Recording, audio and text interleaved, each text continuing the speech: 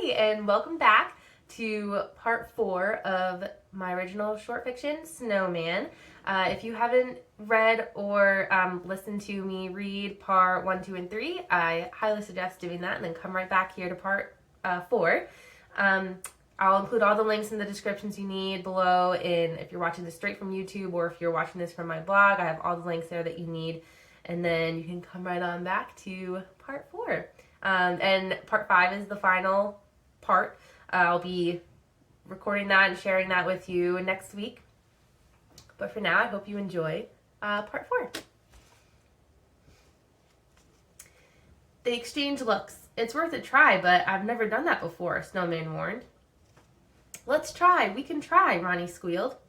Snowman made a pile of snow in Ronnie's arms, and the three of them watched as the fluffy snow melted into a pool of water on Ronnie's lap. The cloud held the water as it grew into a slushy pool. Ronnie moved his hands throughout the slush to melt it more until it was all liquid. They stared at it. Now what? Ronnie asked. I don't know, Snowman said. They looked at Rain. Well, don't look at me. You're the one with the bright idea.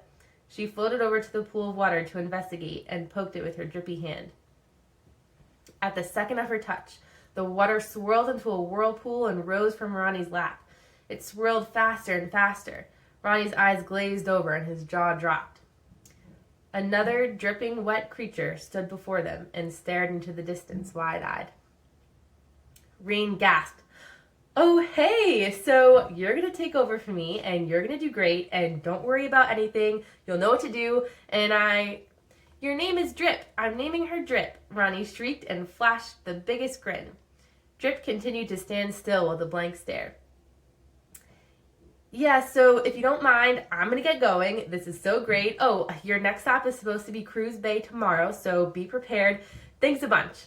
Rain clapped her hands together. Nice knowing you guys. I am off to finally live the dream, and just as she started to float away, Snowman held out his arm and yelled, Wait, where's Philadelphia?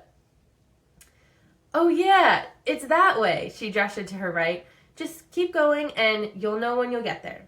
She floated away humming, and with one last cheer, she sunk into the cloud to land right into the ocean.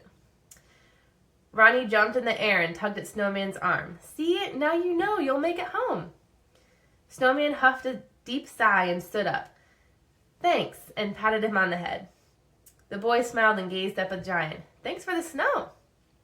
Snowman smiled, nodded, and started to float off towards Philadelphia.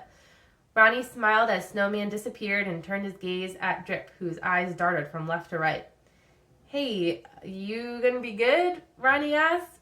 Drip widened her eyes and stared at her own arm dripping water into her cloud. She raised both arms, mesmerized at both of them, dripping. It was just the two of them now, and after looking around at his surroundings, Ronnie chuckled nervously and said, Well, I gotta get back home, okay?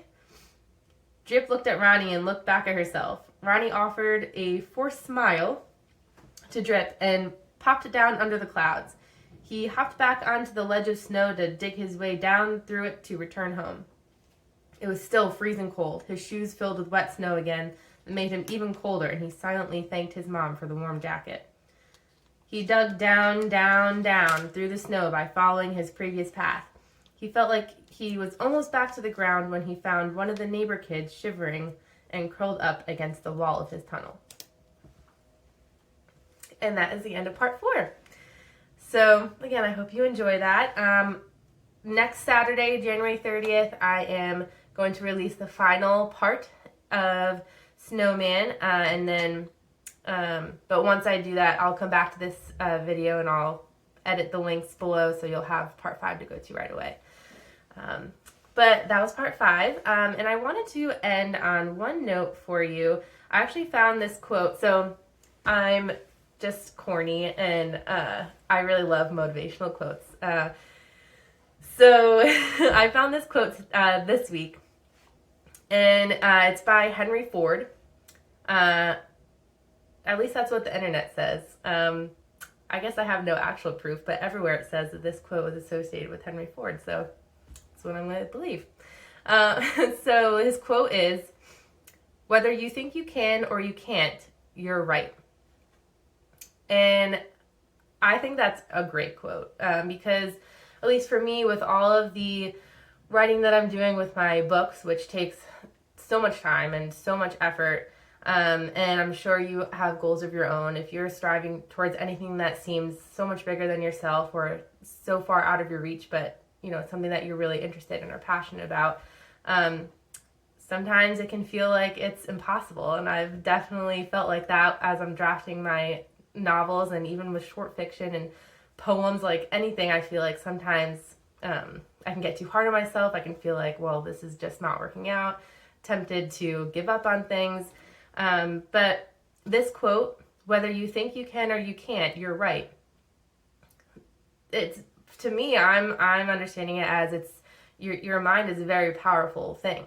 If you believe you can do something, then it's very likely that you will continue to try and do that thing. But if you say you can't do something, then your mind, you basically already made up your mind like you can't do it, so you're not going to continue to try.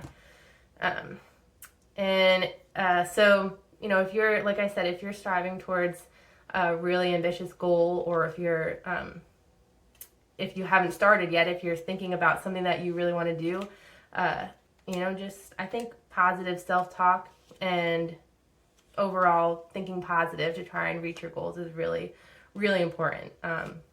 Like I said, again, your mind is a very powerful tool. So if you tell yourself you can't do something, then you're not really going towards that direction of accomplishing what you're trying to set out to do.